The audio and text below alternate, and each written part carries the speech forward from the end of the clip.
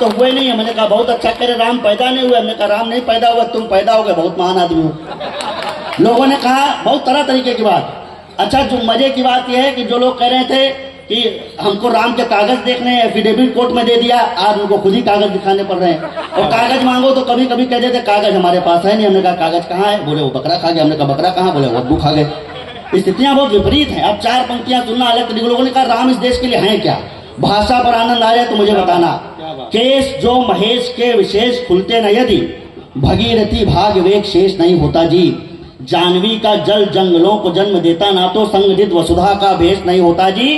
होता ना विराट शैल राज का ललाट, फिर धरती ना होती तो नगेश नहीं होता जी। और भारत की आत्मा के प्राण तो श्री राम, राम जी ना होते तो ये देश नहीं होता जी।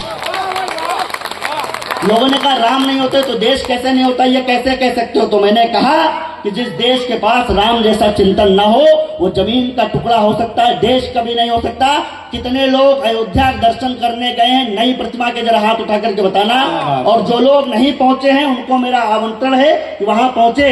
अब सुनना, जो लोग नहीं पहुंचे उनके लिए एक क्षण सुना रहा हूं। लोगों ने कहा राम कैसे लगते हैं आपको? मैंने 1 सेकंड के लिए आंख बंद करना और हिंदी कविता अगर ये चमत्कार फिराक गोरखपुरी जी की धरती पर दिखा दे कि राम जी आपकी आंखों में उतरते हुए मैं दिखा दूंगा, तो जरा तालियों से इस बार सूचित करना। और मैं शांति से ये छंद पढ़ूंगा क्योंकि मुझे पता है कब कैसे सुनाना है। अच्छी बात यह है कि अगर चंद्रबरदाई ने पृथ्वीराज को 4 बास वाला मंत्र जो है वो अगर कान में ना बता करके चीख करके बता दिया होता तो गौरी कभी नहीं मारा जाता। बस ये समझिए कविता कैसे सुनानी और मंत्र कैसे सुनाना है। मंत्र कान में दिया जाता है। एक क्षण सुना रहा हूं, राम जी आपकी आंखों में प्रकट हो जाएंगे। जी भैया। 1 सेकंड के लिए आंख बंद कीजिएगा। राम काम कैसे आए देश के? शीश प्रातः काल उठकर रघुनाथा राम जी ने शुरू किया मास्टर। शीश तो आशीष है तु माता पिता गुरुओं के, आंखें भक्तों के उतरने के काम आ गई। पहला पॉइंट नोट कीजिए, पहला पॉइंट नोट कीजिए। 4थी पंक्ति तक आते आते नोट करते रहे तो ये सदन पूरा तालियों के महोत्सव में तब्दील हो जाएगा। शीश तो आशीष है तु माता पिता गुरुओं के, आंखें भक्तों के उतरने के काम आ गई। बेल चखने को मुख, गर्जने को कंठ, वक्ष की शिराएं शौर्य भरने के काम आ गई। खींच के सारंग बाण छोड़ती हुई भुजाएं रावण के प्राण हरने में काम आ गई। और चरण अहल्या मां को तारने में आए काम, पादुकाएं राज करने में काम आ गई। क्या दृश्य भाई, पूरे विश्व में एक अकेला उदाहरण है।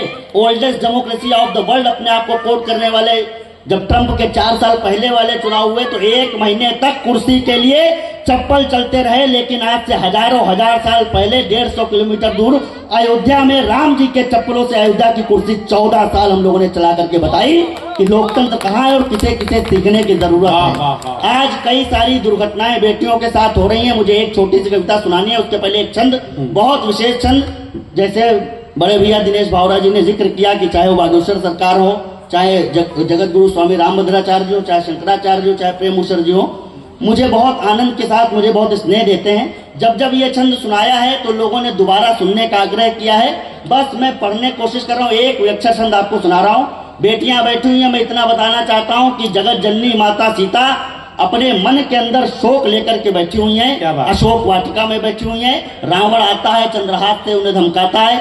माता सीता एक तिनका दिखा करके उसे बैरंग वापस कर देती है। जो तिनका होता है वो भी भूमिज है, माता सीता स्वयं भूमिज है, दोनों भाई बहन है। बस मैं एक इतनी बात कह रहा हूँ, देखो उस समय त्रेता युग में एक तिनका भी भाई का काम करता था, लेकिन आज कलयुग में अपनी बहनों के लिए भाई तिनके का भी काम नहीं करता। और एक अलग छंद सुना रहा, पूरा सदन आज मेरे साथ हो जाएगा। और फिर वही आगे 3री पंक्ति पर हाथ मत खोलना, 4थी पंक्ति पर ऐसी खोलना। 1 मिनट तक तालियों की गड़गड़ाहट के साथ मुझे सूचना देना कि कविता की या 3री दृष्टि भी स्वीकार ली गई है। मैं पढ़ने की कोशिश कर रहा हूँ। अब एक चीज और, रावण के लिए कहा गया है रामचरितमानस में, चलत दशानन डोलत अवनी। रावण के चलने से धरती हिल जाती थी, तो जिस रावण के चलने से धरती हिल जाती थी वो क्या नहीं हिला सका। बस इतना ध्यान रखना और छंद शुरू करने की कोशिश करना। सिया के हिया में किया पिया राम जी ने जोड़, सिया के हिया में किया पिया राम जी ने जोड़, तोड़ जिसे कोई स्वर्ण युक्त ना खिला सका।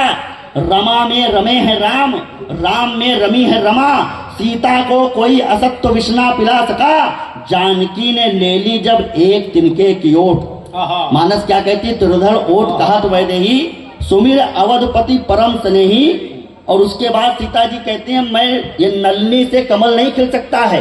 रावण के सामने ये बोलने का साहस मिथिला की बेटी कर सकती है, जहां से शंभू भैया आए हुए हैं। बस इतना याद रखना कि वो साहस कैसे आया। वो साहस अगर हमारी बेटियों के अंदर आ गया तो कहीं किसी के 35 टुकड़े नहीं हो सकते। मैं पढ़ने की कोशिश कर रहा हूँ, चौथी पंक्ति पर जा सदन मुझे सुन के बता देगा। सिया के हिया में किया पिया राम जी ने जोर तोर, जिसे कोई स्वर्ण युक्त ना खिला सका। रमा में रमे है राम, राम में रमी है रमा, सीता को कोई असत्य विष ना पिला सका। जानकी ने ले ली जब एक तिनके की ओट, 20 आंख वाला एक आंख ना मिला सका। 20 आंख वाला एक आंख ना मिला सका। और रावण ने चरणों से धरती हिला दी, किंतु धरती की बिटिया का चित्त ना हिला सका।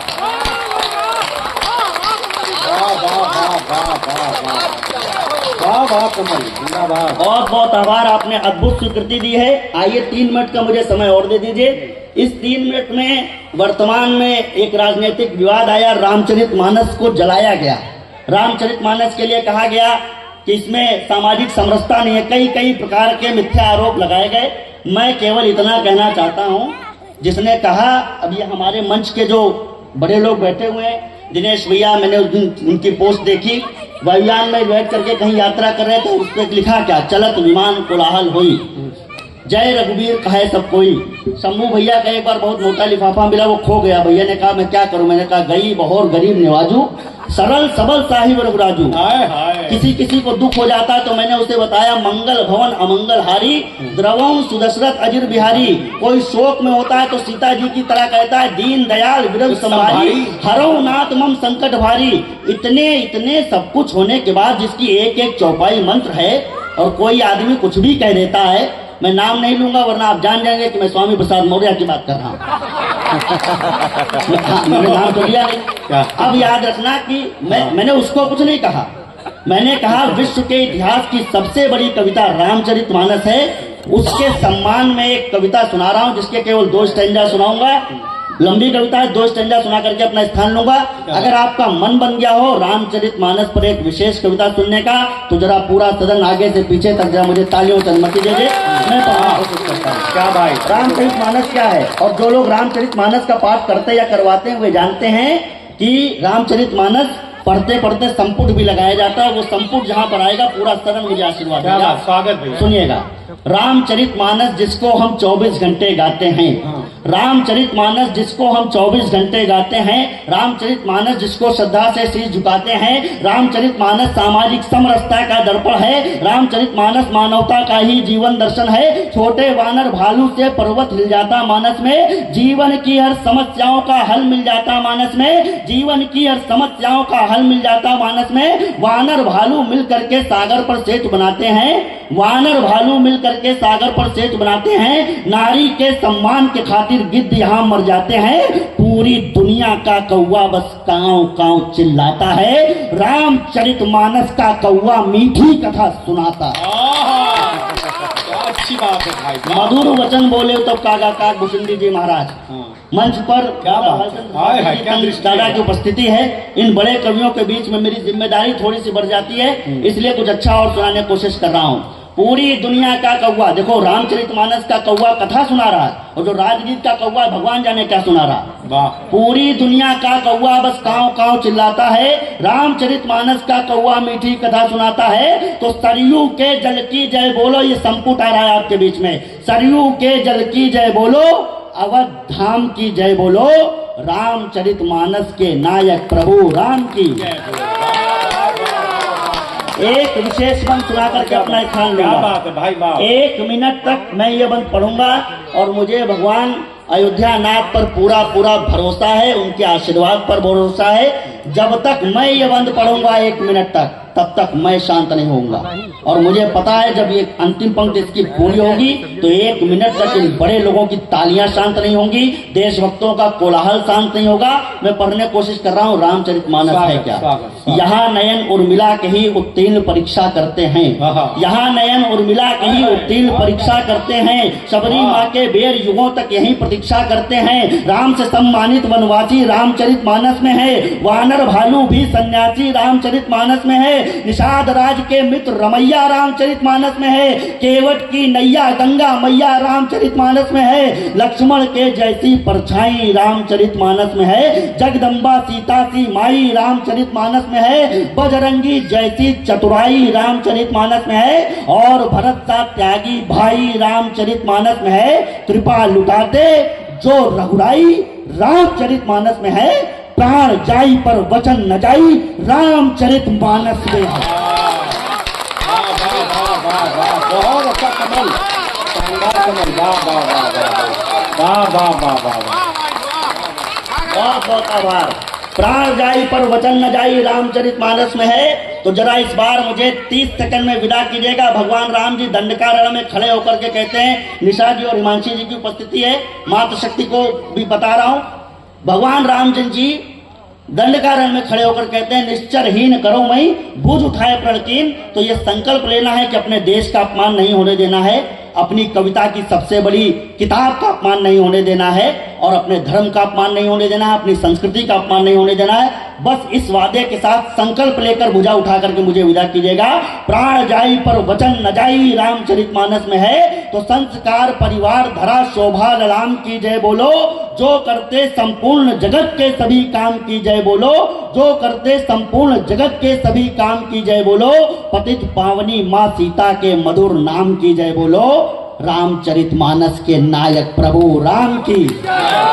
नयन में सत्य बसते जो उन्हीं सुखधाम की।